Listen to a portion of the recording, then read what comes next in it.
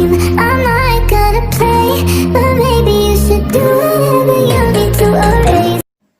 வீடியோக்குள்ளே போகிறதுக்கு முன்னாடி உங்கள் எல்லாருக்கிட்டையும் நான் ஒன்று சொல்லணும்னு நினைக்கிறேன். சேனலோட நேமை வந்து த கிரேசி கேர்ள்லேருந்து கிரேசி கேர்ள் ஸ்வேதா நான் மாற்றிட்டேன் because of some reasons. So இனிமேல் நம்ம சேனலோட name crazy girl Swetha.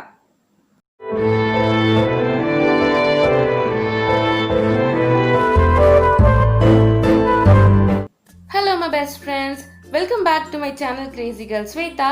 And இன்னைக்கு நம்ம என்ன பார்க்க போறோம்னா ரொம்பவே டேஸ்ட் ஆன ஒரு ஸ்பெஷலான தீபாவளி ஸ்வீட் ரெசிபி. தீபாவளி அன்னைக்கு கண்டிப்பாக எல்லாரும் இந்த ஸ்வீட்டை ட்ரை பண்ணி பாருங்க. நீங்க நம்ம சேனலுக்கு சப்ஸ்கிரைப் பண்ணலன்னா சப்ஸ்கிரைப் பண்ணிக்கோங்க அண்ட் மறக்காம அந்த பெல் பட்டனை ப்ரெஸ் பண்ணிருங்க.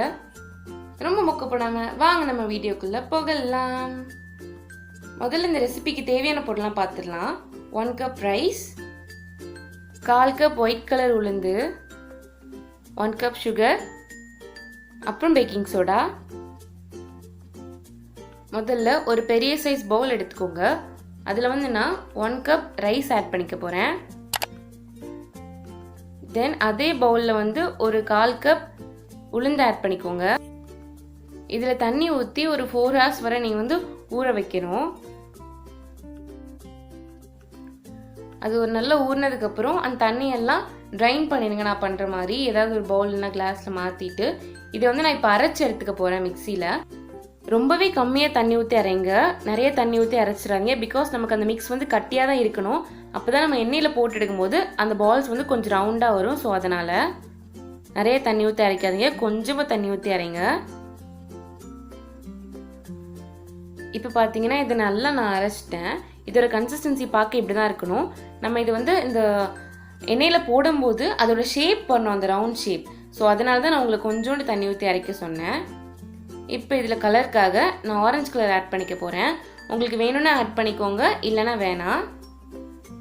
இந்த ஸ்வீட் பார்த்தீங்கன்னா ரொம்பவே ஈஸியாக செஞ்சிடலாம். வேலை அப்படின்னு பார்த்தீங்கன்னா அந்த ஊறுறது மட்டும்தான், அரிசி ஊறுறது மட்டும்தான். அது வேலைன்னு கூட இல்லை, அது கொஞ்சம் டைம் எடுக்கும், அவ்வளோதான். மிச்சபடி ரொம்பவே ஈஸியாக செஞ்சிடலாம். இதில் நான் இப்போ 2 ஸ்பூன்ஸ் பேக்கிங் சோடா ஆட் பண்ணிக்க போகிறேன். பேக்கிங் சோடா ஆட் பண்ணும்போது அந்த எல்லா பால்ஸும் கொஞ்சம் ஃப்ளஃபியாக கொஞ்சம் பெருசாக வரும். ஸோ அதனால் இப்போ நம்ம சுகர் சிரப் செய்ய ஸ்டார்ட் பண்ணிடலாம். அதுக்கு வந்து ஒரு மீடியம் சைஸ் பாத்திரம் எடுத்துக்கோங்க. அதில் நான் 4 கிளாஸ் தண்ணி ஆட் பண்ணியிருக்கேன், அப்புறம் 2 கிளாஸ் சுகர் ஆட் பண்ணியிருக்கேன். இந்த சுகர் சிரப் வந்து ஒரு 10 to 15 minutes அடுப்பில் இருக்கணும், அவ்வளோதான். இந்த 1 கம்பி போதும் 2 கம்பி போதும் அப்படிலாம் சொல்லுவாங்க, அதெல்லாம் வர தேவையில்லை. ஜஸ்ட் இது வந்து கொஞ்சம் ஹீட்டான போதும், அவ்வளோதான். இப்போ இந்த சுகர் சிரப்பில் போடுறதுக்கு பால்ஸ் ரெடி பண்ணிடலாம். அதுக்கு வந்து ஸ்டவ்வை ஹை ஃப்ளேமில் வைக்காதீங்க. ஹை ஃப்ளேமில் வச்சிங்கன்னா கருகிரும். லோ ஃப்ளேமில் வச்சிங்கன்னா அது ஒழுங்காக வராது. ஸோ மீடியம் ஃப்ளேமில் வச்சுக்கோங்க, அப்போ தான் நமக்கு கரெக்டான அந்த பால்ஸ் கிடைக்கும். இப்போ நம்ம அந்த மிக்ஸ் பண்ணி வச்சுருக்கோம்ல, அதுலேருந்து கொஞ்சமாக எடுத்து ஒரு குட்டியை ரவுண்ட் மாதிரி செஞ்சு கையிலே செஞ்சுக்கோங்க. அதை வந்து நம்ம ஒன்று ஒன்றா பொரிச்சு எடுத்துடலாம். நான் திருப்பியும் சொல்கிறேன், அடுப்பை வந்து மீடியம் ஃப்ளேமில் வச்சுக்கோங்க. No low flame, no high flame, only medium flame. இந்த மாதிரி ஒரு ஆரஞ்ச் ப்ரௌனிஷ் கோல்டு எதனாலும் சொல்லிக்கலாம். அது மாதிரி வந்ததுக்கப்புறம் எடுத்துருங்க அடுப்புலேருந்து. நான் இப்போ அடுப்புலேருந்து நம்ம எல்லா பால்ஸையும் எடுத்துட்டேன். அண்ட் நம்மளோட சுகர் சிரப்பு ரெடியாக இருக்குது.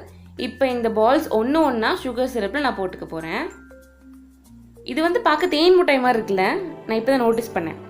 ஸோ நம்ம இதுக்கு தேன் மிட்டாய்னு பேர் வச்சுக்கலாம், தீபாவளி ஸ்பெஷல் ஸ்வீட்னு பேர் வச்சுக்கலாம், எப்படினாலும் பேர் வச்சுக்கலாம்.